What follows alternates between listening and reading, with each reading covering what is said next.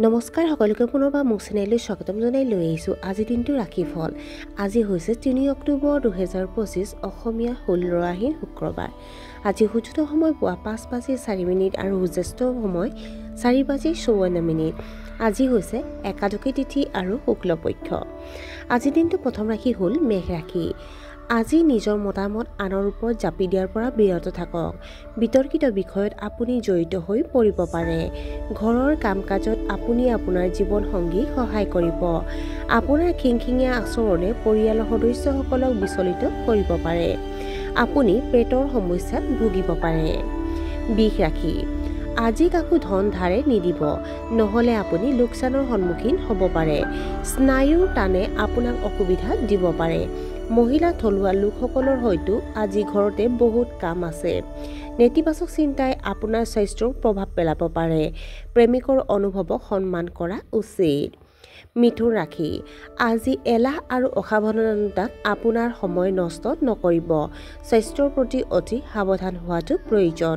মানুহে আপোনাৰ অনুভৱক অসন্মান কৰিব পাৰে। মেনেজমেণ্টত থকাসকলে নিজৰ অভাৱ অভিযোগ বিবেচনা কৰা উচিত। গৱেষণাৰ প্ৰতি আপোনাৰ আগ্ৰহ বাঢ়িব পাৰে। কৰ্কট ৰাশি। আপুনি আৰ্থিক পৰিকল্পনাত সময় উৎসৰ্গা কৰিব। আপুনি নতুন প্ৰকল্পত কাম কৰিব পাৰে।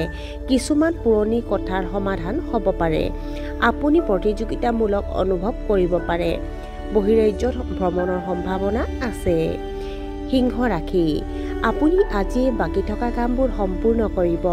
ঘৰুৱা ব্যৱস্থা শৃংখলাবদ্ধ হৈ থাকিব। ব্যৱসায়িক অংশীদাৰিত্বত আপুনি অধিক গুৰুত্ব দিব। বিত্তীয় লেনদেনত আপুনি সৌভাগ্যৱান হ'ব। পৰিয়ালৰ প্ৰাচীনসকলে আপোনাৰ পথ প্ৰদৰ্শন আৰু উৎসাহিত কৰিব। আপুনি আধ্যাত্মিক আলোচনাত অংশগ্ৰহণ কৰিব পাৰে। কন্যা ৰাশি। আপুনি আপোনাৰ সন্তানৰ শিক্ষাৰ প্ৰতি তীক্ষ্ণ দৃষ্টি ৰাখিব। নতুন ধাৰণা গ্ৰহণ কৰিবলৈ আপুনি কুণ্ঠাবোধ নকৰিব। আপোনাৰ বৈবাহিক সম্পৰ্ক সুষম হ'ব। আপুনি হয়তো আপোনাৰ বাকী থকা ধন ঘূৰাই পাব। আপোনাৰ প্ৰেমৰ সম্পৰ্কক লৈ মানসিক চাপত নাথাকিব। তুলা ৰাশি। আপোনাৰ পত্নীৰ স্বাস্থ্যৰ প্ৰতি কিছু চিন্তা থাকিব। কাৰিকৰী ক্ষেত্ৰৰ লগত জড়িতসকলে ভাল সুযোগ পাব পাৰে। বহিৰাজ্যত ব্যৱসায় কৰাসকলৰ বাবে এই দিনটো শুভ।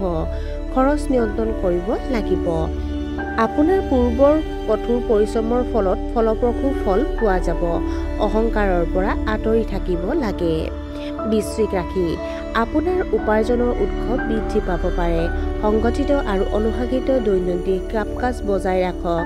আপুনি স্বাস্থ্যজনিত সমস্যাৰ পৰা সকাহ পাব। প্ৰতিযোগিতামূলক পৰীক্ষাত আপুনি প্ৰতিপক্ষৰ ওপৰত জয়ী হ'ব। সংবাদ মাধ্যমৰ পেছাদাৰীসকলে নিজৰ কাম অতি সাহসেৰে কৰিব। ধনু ৰাশি। কৰ্মক্ষেত্ৰত আপুনি যথেষ্ট কৰ্মৰ চাপত পৰিব। এই হেঁচাত ঘৰত সংঘাতৰ সৃষ্টি হ'ব পাৰে।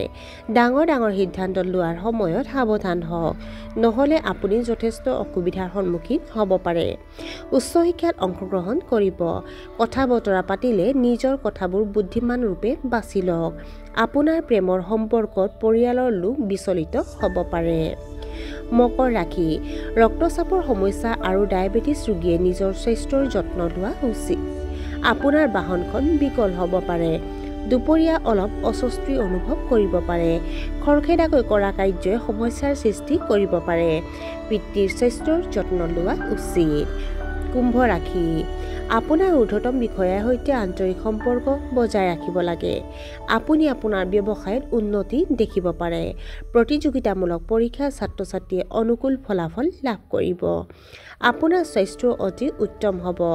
আপুনি নিজৰ দক্ষতাক লৈ আত্মবিশ্বাসী অনুভৱ কৰিব। পাৰিবাৰিক ভ্ৰমণলৈ যাব পাৰে।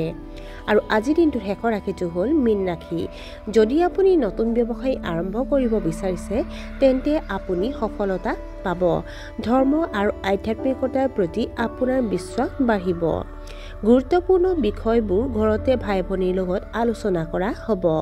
অবিবাহিত লোকে বিবাহৰ প্ৰস্তাৱ লাভ কৰিব পাৰে। ঘৰতে আপোনাৰ প্ৰিয় খাদ্য উপভোগ কৰিব। আৰু আজিৰ দিনটো ৰাশিফল ইমানতে অন্ত পৰিছে। আশা কৰোঁ আপোনালোক প্ৰত্যেকৰ আজিৰ দিনটো সুন্দৰ হওক। ধন্যবাদ।